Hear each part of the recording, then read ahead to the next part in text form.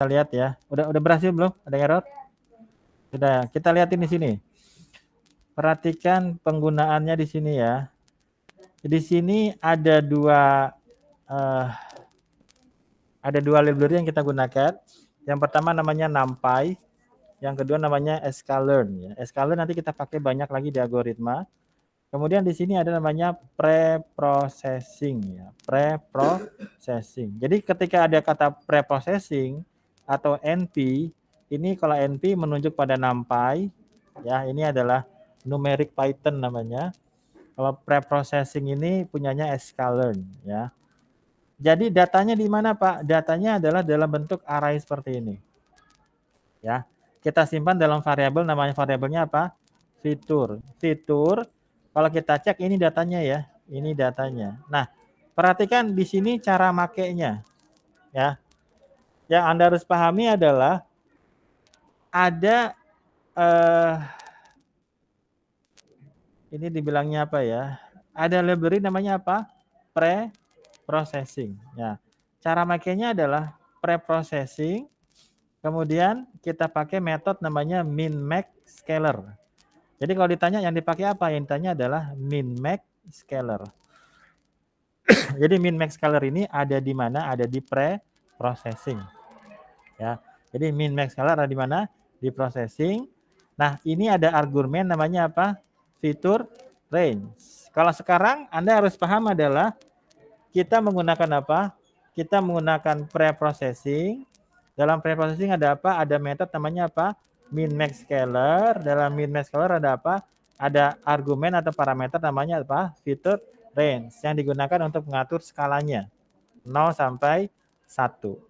Hasilnya ini akan kita simpan dalam sebuah variabel namanya apa? Min-max scale. Jadi min-max scale ini akan merujuk pada ini. Ya. Jadi ketika ngomongin min-max scale itu apa? Min-max scale itu adalah ini. Preprocessing min-max scaler dengan range-nya berapa? 0 sampai 1. Ini variabel ya, ini bisa dirubah-rubah ya. Maka di sini min-max scaler ini, kalau Anda lihat di sini ada min-max scaler. Min-max scale ini adalah merujuk pada yang di sini. Nah, kita ketemu lagi sama satu deh ya, satu metode namanya fit transform. Perhatikan di sini inputnya. Inputnya apa? Fitur. Fitur itu yang mana? Fitur itu yang ini. Jadi fitur adalah datanya, min-max scaler adalah alat untuk merubahnya. Bisa dipahami enggak? Ya. Jadi kalau bayangannya ini ada mesin, ini ada data. Ya. Data kita masukin ke mesin, nanti hasilnya adalah skala, ya, scaling kayak gitu. Ya. Jadi tadi datanya apa? Datanya adalah fitur. Anda harus paham nih urutannya, mana datanya, mana toolsnya. Toolsnya tadi apa? Toolsnya adalah preprocessing, min-max scaler, fiturnya berapa? 0 sampai 1. Settingan ini kita simpan dalam variabel namanya apa? Min-max scale. Nah, min-max scale ini akan menjadi sebuah objek ya, yang akan memanggil fit transform. Inputannya siapa? Inputannya adalah fitur. Nah, hasil dari ini kita simpan dalam variabel namanya apa? Scale fitur. Jadi scale fitur adalah kalau kita panggil lagi bisa enggak fiturnya? Bisa ya, tetap ada ya. Fiturnya tetap ada. Ini fiturnya. Gitu ya. Jadi Anda harus bisa membedakan mana datanya, mana toolsnya, mana hasilnya. Ya. Bisa dipahami? Itu baru satu ya. Oke, jadi tapi nanti formatnya kayak gini. Ya, formatnya adalah ada library, ada setting-settingan seperti ini, ada penggunaan, ada hasil. Kayak gitu. Saya tidak latihan dulu sekarang. Itu tadi apa? Namanya apa? Min-max scaler. Namanya apa? Min-max scaler. Gitu ya. Kita bahas yang kedua. Diskusinya saya skip aja. Ini ada rumusnya. Ini rumusnya aja ya. Ini saya skip aja. Ya, sekarang kita masuk ke cara yang kedua ya. Cara yang kedua.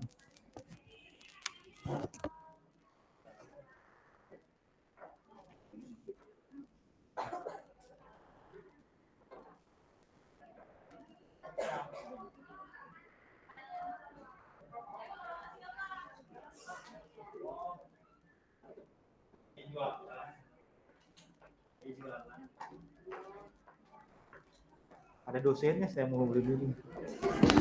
Gitu. Ada dosennya. Oke, yang kedua ya. Ya, yang pertama tadi kita bisa ngatur apa tadi? Kita bisa mengatur apa? Skalanya ya. Skalanya bisa kita atur. Nah, yang kedua kita ketemu sama cara yang namanya adalah ini saya baca di sini aja ya. Masalahnya adalah Anda ingin mengubah fitur untuk memiliki rata-rata 0 dan standar deviasi 1. Ini bakal sering ketemu ya. Kalau tadi berapa settingannya? Kalau tadi settingannya adalah kita bisa atur lah ya. Bisa atur apakah 0 sampai 1 atau minus 1 sampai 1. Kalau di sini aturannya adalah aturannya adalah kita akan memiliki rata-rata 0 dan standar deviasi 1. Ya. Saya pernah sampaikan di sini masalah distribusi normal belum? Anda sudah pernah ketemu dengan distribusi normal? Distribusi normal. Apa yang dimaksud dengan distribusi? Ya, distribusi di sini normal apa enggak antara cewek sama cowoknya? Enggak normal ya. Ya. Kalau misalnya kita punya data, misalkan terdapat mahasiswa sebanyak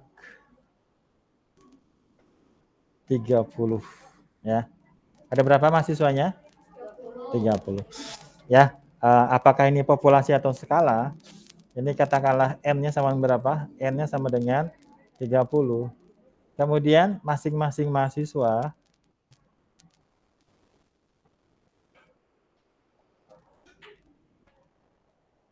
ya memiliki apa? Memiliki IPK atau memiliki IP. Apa itu IP? IPK ada ya, memiliki IPK. Gitu ya. Berarti ada berapa IPK nanti? Ada 30. Ada X1, ada X2, ada X3, ada X4 gitu ya. Sampai berapa? Sampai X30. Sampai sini masih dipahami? Nah, kemudian X1 misalnya 3,5. X2 misalnya 2,75. X3 misalnya 3,9 misalnya ya. X4 misalnya 2,5. X30 misalnya 4. Nanti di sini ada X5 sampai berapa? Sampai X29. Sampai di sini bisa dipahami?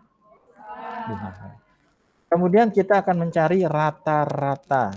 Ya, rata-rata nilai. Rata-rata nilai berarti gimana? X1 ya, rata-rata nilai adalah apa? X1 tambah X2 tambah X3 tambah berapa? Sampai pada X30. Dibagi dengan berapa? Dibagi dengan 30. Maka kita dapat rata-ratanya. Gitu ya. Rata-ratanya. Oh, rata-rata di kelas ini adalah misalkan rata-ratanya misalnya 3,15. Sampai sini bisa dipahami? Nah, yang kemudian menjadi penilaian adalah ada yang namanya standar deviasi. Namanya apa? Standar deviasi. Apa itu standar deviasi? Standar deviasi adalah rata-rata dari selisih antara data dengan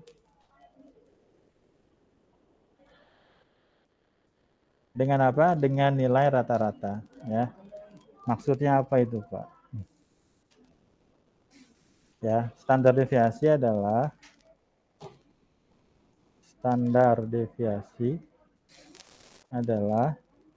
ya nilai rata-rata dari selisih antara data masing-masing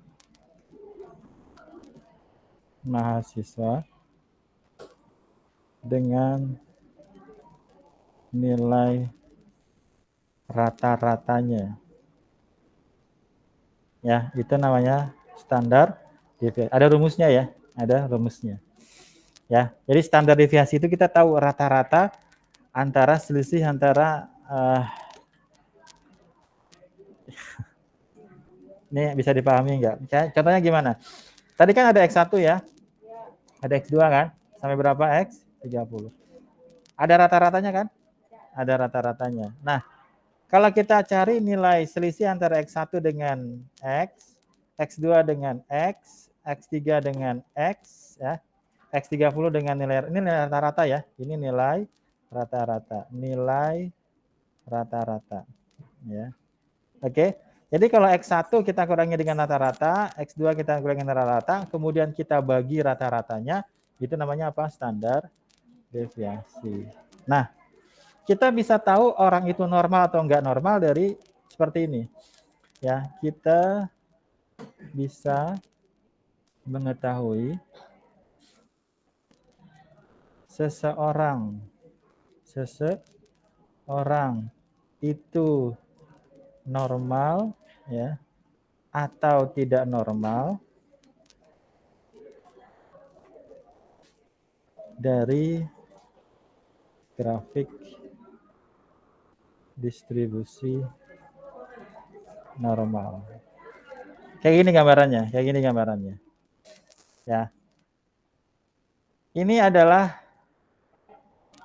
data ya. Ini adalah data. Ini data.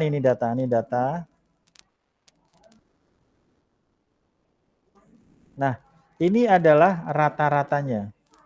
Namanya apa? Rata-rata. Tadi saya bilang rata-ratanya berapa? 3,15. Gitu ya. Oke. Kemudian, ternyata di sini setelah saya cari standar deviasinya misalnya adalah 0,3. Misalnya standar deviasinya adalah 0,3. Ini apa? Ini adalah standar deviasi. Gitu ya. Berapa nilainya? Misalkan ya, misalkan. Nah, nanti di sini ada nilainya di sini. Di sini ada presentasinya. Ya. Presentasi di sini saya kurang hafal ya, bisa dicari tapi nilainya. Di sini ada nilai presentasinya. Ya. Jadi kalau kita lihat, Anda pernah dapat nggak distribusi normal? Masih ingat berapa persen? 95% kalau nggak salah ya. Distribusi normal. Ya, kita lihat image-nya. Nah, ini dia. Ini yang saya lagi ngomongin nih. Nah, ini dia ya. Harusnya ada nilai presentasinya ini. Nah, ini dia. Ini dia. Ini yang saya maksudkan ya. Dapat kan? Oke. Nah, udah ngerti? Belum ya? Belum. Apa itu distribusi normal? Nah, ini adalah gambaran dari distribusi normal. Ya. Oke, saya bikin ini aja. Ayo dong, udah ya. Oke. Nah, oke ya. Jadi orang normal itu yang mana, Pak? Orang normal itu yang ini. Ini orang normal nih. Orang apa? Orang normal. Kalau di sini, di atas di sini, ini tidak normal, ya. Ya, tidak normalnya tapi positif ya. Jadi orang tidak normal itu ada dua jenis ya. Yang pertama tidak normal positif, yang kedua apa? Tidak normal negatif. Nah, kita termasuk golongan yang mana? Apakah normal? Nanti orang normal dibagi lagi menjadi 4. Ini yang pertama, ini yang kedua, ini yang ketiga, ini yang keempat. Jadi kalau distribusi normal, ini adalah nilai rata-rata tadi. Berapa nilainya? 3,15. Contohnya aja ya, contohnya aja. Kita bisa tahu kita normal atau enggak, gitu ya. Beneran ini bisa dipakai ya. Ya, ini seriusan ya. Ya, ini contohnya aja, Kita bisa tahu kita normal atau enggak. Kalau kita ambil data, kemudian kita ambil seperti ini. Tadi saya bilang berapa standar deviasinya? 0,3. Jadi kalau kita punya rata-rata ya, ini rata-ratanya dia pakai populasi mas sampel ya. Oke. Ini berapa tadi? 3,15. Standar deviasinya berapa? 0,3. Berarti kalau di sini adalah 3,15 ditambah 0,3. Berarti berapa tuh? 3,45 ya. 45. Yang satu lagi mana? Yang ini? Nah, jadi gini, biar kelihatan ya. Biar kelihatan perbedaannya. Mungkin Anda agak bingung. Saya gambarkan lagi deh. Saya gambarin lagi. Oke, rata-ratanya berapa?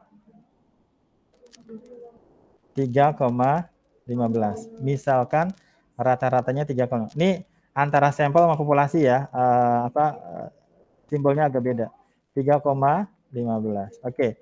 Nah, kemudian ada nilai di atas rata-rata, ada 3 macam ya.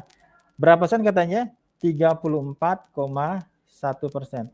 3,41% ini ada orang di sini ya. Nilainya di berapa? Ini adalah 1 standar deviasi, ini adalah 2 standar deviasi. Di situ ada berapa persen? 13,5% ya. 13,5%. Ah, Anda termasuk tipe yang A misalnya, apakah yang B atau yang C? Atau nanti bisa lagi ini dikatakan adalah tipe yang D-nya. Ini adalah tipe mana? Ini tipe yang E-nya. Ini tipe yang F. Dalam satu kelas, saya bisa lihat dia itu termasuk yang A, yang B, yang C, yang D, yang E, yang F. Tapi tergantung lagi ngomongin apa gitu ya. Apakah ngomongin IPK, apakah ngomongin yang lain. Nah, tadi apa tadi patokannya? Ada nilai rata-rata. Yang kedua apa? Standar deviasi. Tadi kita misalkan berapa nilai rata-ratanya? 3,15. Tadi standar deviasinya saya misalkan berapa? 0,3. Sampai sini bisa dipahami? Bisa ya. Nah, berarti kita lihat orang yang A. Yang A itu berapa? Yang A itu adalah, yang A ini adalah orang yang di antara nilai rata-rata 1 sampai 1 standar deviasi. Orang ini ada sebanyak 34,1%. Ada berapa? 34,1%. Ya, rata-ratanya berapa? 3,15. Sorry, ini ditambah ya. Ini berarti nanti caranya adalah rata-rata ditambah dengan 1 standar deviasi. Ini saya detailin nih. Berarti berapa? 3,15 ditambah berapa? 0,3. Dapatnya berapa? 3,45. Berapa range datanya? 3,15 sampai 3,45. Ini adalah orang-orang yang ada berapa persen katanya? Sebanyak 34,1%, yang range-nya di antara rata-rata dan satu standar deviasi. Itu termasuk orang yang apa? Normal, gitu ya. Orang normal yang kedua mana? Orang normal yang kedua adalah range datanya adalah rata-rata dan 2 standar deviasi ya. Kalau tadi adalah 1 standar deviasi, sekarang berapa? 2 standar deviasi, gitu ya. Berarti berapa? Ada berapa persen orang seperti ini? 13,5% ya. 13,5%. Berarti gimana cara nyarinya? Berarti rata-rata ditambah dengan 2 standar deviasi. Berarti berapa caranya? Berarti 3,15 ditambah berapa? 2 kali 0,3 ya. Berarti berapa? 3,15 ditambah berapa? 0,6 ya. Berarti berapa? 3,75 ya. 3,75. Nah, ini adalah orang yang masih normal juga ya. Masih normal. Berarti berapa skalanya? Berarti 3,45 sampai 3,75. Nah, berarti sisanya yang mana? Yang C. Yang C berarti berapa? Yang C itu adalah orang-orang yang di antara nilai apa? Sorry, ini berarti saya salah ya. Ini harusnya ini detailnya aja ya. Ini di antara apa? Di antara rata-rata sampai rata-rata ditambah 1 standar deviasi ya. Ini kalau saya mau detailin ya. Yang ini apa? Ya, ini adalah rata-rata ditambah 1 standar deviasi sampai rata-rata ditambah dengan 2 standar deviasi, gitu ya. Nah, oke. Dan kalau yang orang normal tuh yang mana orang normal? Yang kalau yang ini apa? Ini rata-rata ditambah 1 ya, 1 standar deviasi. Yang ini apa? Rata-rata tambah berapa? 2 standar deviasi. Yang ini masih normal, berarti apa? Rata-rata dikurang 1 standar deviasi. Yang ini berapa? Rata-rata dikurang dengan berapa? 2 standar deviasi. Ya gitu ya. Nah, itu nanti bisa dihitung nilainya berapa ya. Jadi nanti Anda bisa lihat saya posisinya di mana. Apakah di A, apakah di B, apakah di D atau di E. Ini semua masih normal. Yang nggak normal yang mana? Yang 2 standar deviasi di atas atau yang di bawah, gitu ya. Nah, ilustrasi ini saya coba bawakan ke sini ya, mudah-mudahan Anda bisa memahaminya. Jadi kita pengen punya data yang rata-ratanya berapa? 1, standar deviasinya berapa? Rata-ratanya berapa? 0, standar deviasinya berapa? 1. Kita kondisikan rata-ratanya 0, standar deviasinya berapa? 1. Nah, itu apa namanya? Latar belakangnya. Maka nanti kita akan menggunakan namanya adalah standar scale. Ya. Bedanya cuma di situ doang. Kalau tadi kita pakai apa? Kalau tadi kita pakai min max ya. Min max gitu ya. Min max itu kita tentukan fiturnya 0 sampai 1. Kalau di sini adalah apa? Kita pengen punya data yang rata-ratanya 0, standar deviasinya berapa? 1. Bisa dipahami? Bisa ya. Rata-ratanya 0, standar deviasinya 1. Caranya gimana, Pak? Caranya seperti ini. Silakan Anda restart lagi. Kemudian Anda jalankan. Ya. Perbedaannya di mana? Penggunaan dari metodenya. Kalau tadi adalah min max scalar, sekarang apa? Standar scalar. Jadi kita mainnya di sini. Kita mainnya adalah pakai library yang mana? Pakai metode yang mana? Gitu ya. Harusnya lebih ringan. Silakan di running. Ya, perhatikan datanya. Ya, perhatikan datanya. Hasilnya berapa? Gitu ya. Oke, ya ini hasil dari konvertannya. Ya ini kalau dicari rata-ratanya adalah 0. Ya, kemudian standar deviasinya adalah 1. Kayak gitu aja ya. Ini rumusnya nih. Ini rumusnya. Rumusnya adalah data dikurangi rata-rata dibagi dengan standar deviasi. Udah selesai ya? Ya, coba kita resume. Lagi ngomongin apa di sini? Lagi ngomongin bagaimana mengubah skala. Yang pertama apa? Nilainya 0 sampai 1 atau berapapun. Yang kedua apa tadi? Yang kedua adalah rata-ratanya berapa? Rata-ratanya 0, standar deviasinya berapa? 1. Udah gitu aja ya. Ini caranya. Perbedaannya di mana? Perbedaannya di sini. Penggunaan apa? Standar scalar ya. Jadi nanti kalau ditanya library-nya apa? Preprocessing, pakai metodenya apa? Standar scalar atau min max scalar. Ada lagi beberapa, tapi ini aja dulu untuk yang part satunya. Ya, kemudian sama kayak tadi ya. Kalau Anda lihat sama yang sebelumnya, dia perbedaannya cuma di sini doang ya. Datanya sama dan metodenya di sini juga sama, gitu ya. Udah dapat berapa? Baru dapat 2 ya. Tapi mudah-mudahan saya menjelaskan panjang lebar, Anda dapat intinya, maksudnya apa. Ya, kita lanjut ke part 2 ya. Kita lanjut ke part 2 ya. Kita lanjut ke part 2. Udah jam 10 ini. Makanya kita bikin 2 minggu ya. Ya, kelamaan apa tadi? Ya sudah lah, apa ya. 15 menit lagi lah. Ya, kalau tadi apa tadi? Tadi adalah numerical data. Sekarang kita bicara apa? Sekarang kita bicara tentang categorical data. Ada berapa macam kategori? Ada nominal sama ada ordinal. Ya, ini contoh-contohnya tadi ya. sudah saya bahas ya. Kemudian kita langsung masuk kepada ya.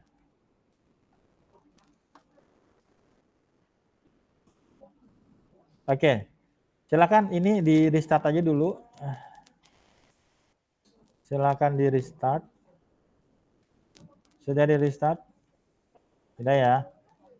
Oke. Nah, coba perhatikan di sini kita kasih perintahnya apa? Import NumPy SNP ya. Kemudian di sini from escalon titik preprocessing. Apa yang kita panggil? Label binarizer sama multi label binarizer. Oke. Nah, silakan di running dulu. Silakan di running dulu. Sudah ya? Ya, oke. Nah, kalau tadi datanya adalah numerik, sekarang datanya adalah kategorikal ya, kategorikal ya. Ini nominal apa ordinal? Coba saya nanya ke absen nomor 39. Sonia, mana Sonia? Ada Sonia enggak?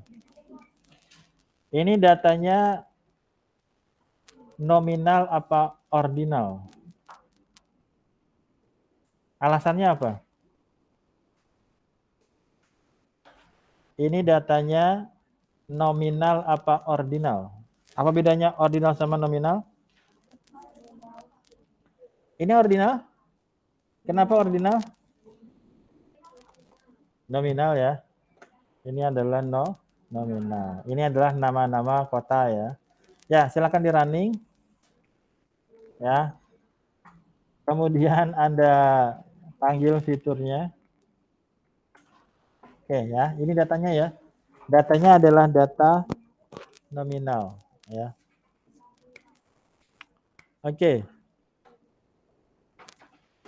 Ya, ini sama kayak tadi ya. Kalau Anda lihat di sini perbedaan antara coding yang pertama dengan yang kedua. Kalau yang pertama tadi di sini kita hanya panggil import preprocessing ya. Kalau di sini kita panggil apa? Escalon titik preprocessing ya. Jadi di sini langsung spesifik. Spesifik apa? Kita panggil labelnya. Di sini juga bisa sebenarnya.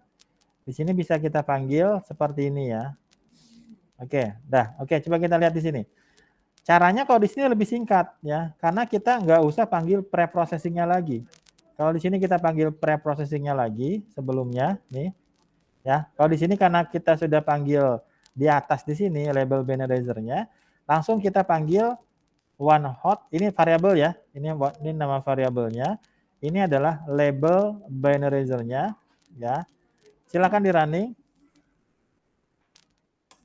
Sudah? Oke, silakan di running lagi. Nah, sekarang kita lihat hasilnya di sini. Oke ya. Udah belum? Oke, sekarang gini masalahnya. Coba yang ini, yang one hot classes-nya udah dijalanin belum? Oke, sekarang ini salah satu walaupun nanti ada cara namanya get dummies ya. Ini adalah salah satu metode cara yang sering digunakan. Ini adalah ya mengubah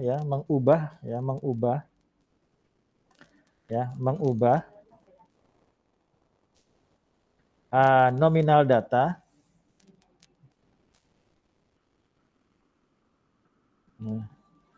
mengubah nominal data ya menjadi numerik data. Oke ya, ini banyak dipakai. Ya. Pertama, perhatikan hasil dari one hot titik classesnya. Anda sudah sampai sini belum? One hot titik classes yang muncul apa aja? California, apalagi Delaware, sama apa lagi? Sama Texas. Oke. Sekarang, ini adalah value-nya. Ini apa? Ini adalah value-nya. Value-nya ada apa aja? Ada California, ada Delaware, ada Texas. Ini kita katakan datanya adalah data yang nominal. Nominal berarti apa? Tidak ada urutan. Tidak ada urutan. Tapi kalau kita simpan dalam sebuah data, coba yang kita simpan datanya apa aja? Texas. Ya, ini kalau saya copy deh ya, biar agak cepetan dikit. Kalau saya copy di sini. Oke. Ya, datanya apa aja? Coba Anda lihat. Datanya apa aja? Texas. Oke, ini saya tulis ya. Ini adalah data pertama. Ini apa? Ini adalah data yang kedua. Ini apa? Data yang ketiga. Ini data apa? 1, 2, 3. 1, 2, 3. Ini 4 ya. Ini data yang keempat. Ini data yang kelima. Oke. Datanya ada berapa? Ada 5. Value-nya ada berapa? Ada 3. Apa aja? California, Delaware, sama Texas. Datanya ada berapa? Ada 5. Kelasnya ada berapa? Value-nya ada berapa? Ada 3. Apa aja? California, Delaware, sama Texas. Oke, perhatikan data yang pertama. Data yang pertama siapa? Texas. Data yang pertama adalah Texas. Kalau ini saya kasih 0, ini saya kasih 0, ini saya kasih 1, boleh nggak? Berarti itu apa? Ya, belum nyambung ya. Yang kedua apa? California. Kalau di sini kasih 1, di sini 0, di sini 0, boleh nggak? Boleh. Yang ketiga apa? Texas lagi. Di sini 0, di sini 0, di sini 1. Ini yang keempat apa? Delaware. Di sini 0, di sini 1, di sini 0. Yang kelima apa? Texas lagi. Di sini 0, di sini 0, ini 1. Kalau di sininya 1, maka ini. Kalau di sininya 1, maka dia aktif. Kalau di sini 1, maka dia aktif. Kalau di sini 1, dia aktif. Kayak gimana maksudnya, Pak? Perhatikan yang di sini. Nih, berapa nilainya? 0, 0, 1. Apa yang saya bikin? 0, 0, 1. Apa yang kedua? 1, 0, 0. 1, 0, 0. Apa yang ketiga? 0, 0, 1. 0, 0, 1. Apa yang keempat? 0, 1, 0. 0, 0, 1. Bisa dipahami? Yakin? Nih, saya kasih latihan. Kalau saya punya data, ya, datanya misalnya ada Tangerang, ya, kemudian Aceh, kemudian Cilandak ya. Ya. Urutannya berarti apa di sini? Aceh, Cilandak, sama apa? Tangerang. Oke. Nah, datanya mana datanya? Ini datanya. Tangerang, Aceh, sama Cilandak. Datanya apa? Nominal, Pak. Nominal. Aduh. Ya, Pak. Saya masih ngajar di sini, Pak. Jam keduanya di B, tapi ngajar lah. Ini masih di lab kampus utama. Iya. Iya, iya. Saya siang juga ada acara, Pak, ada. Iya, saya jam 10.15 ke B, setengah 2 ke sini lagi. Enggak deh, jam setengah 2 ada keluar dulu bentar. Iya.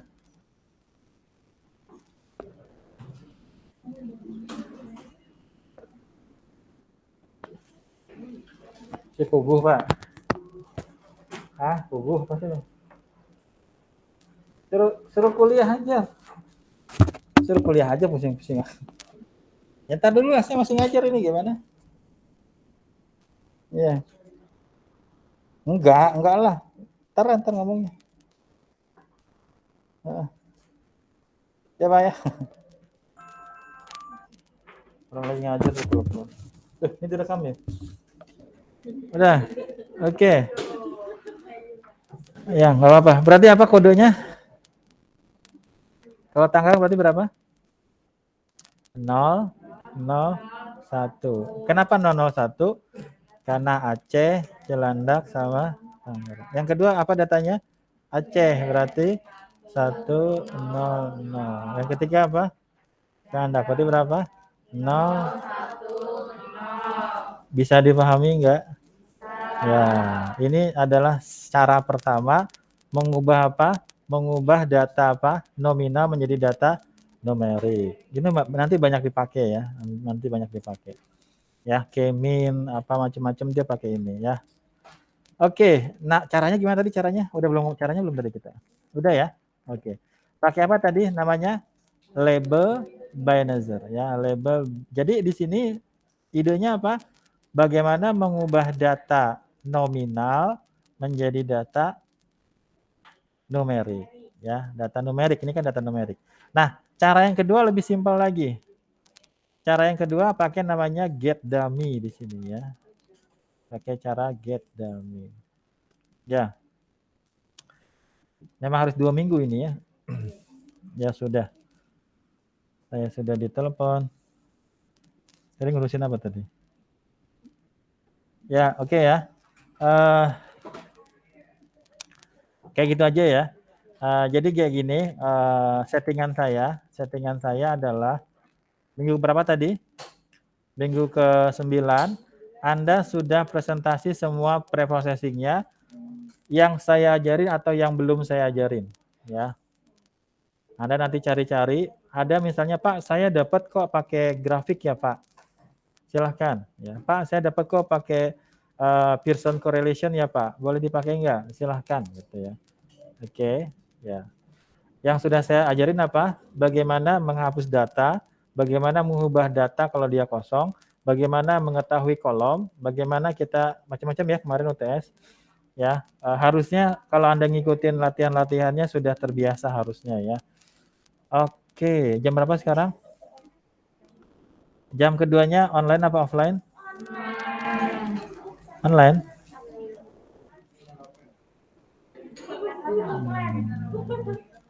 Ya, oke. Berarti minggu depan belum presentasi ya? Kapan presentasinya? Sampai mana? Oke, ya. Ada tugas nggak hari ini? Ya, oke. Kita nggak ada tugas. Saya sampai sini nggak apa-apa? Pilihan yang sulit ya. Ya sudah, saya akhiri. Ya, masih banyak ya, tapi minggu depan selesai. Kemudian minggu ke berapa? 9 presentasi ya. Presentasinya langsung kelompok ya. Jadi presentasinya 3 orang maju ke depan, 3 sampai 6 dataset, udah selesai. Itu nanti dipakai sampai UAS ya. Mau dipakai deskripsi juga boleh nanti. Tapi datanya harus nyari sendiri kalau skripsi ya. Ya oke, saya akhiri sampai sini. Mudah-mudahan bisa dipahami. Banyak yang belum saya sampaikan, tapi minimal itu apa namanya rujukan-rujukan ya. Saya akhiri. Selamat siang. Assalamualaikum warahmatullahi wabarakatuh.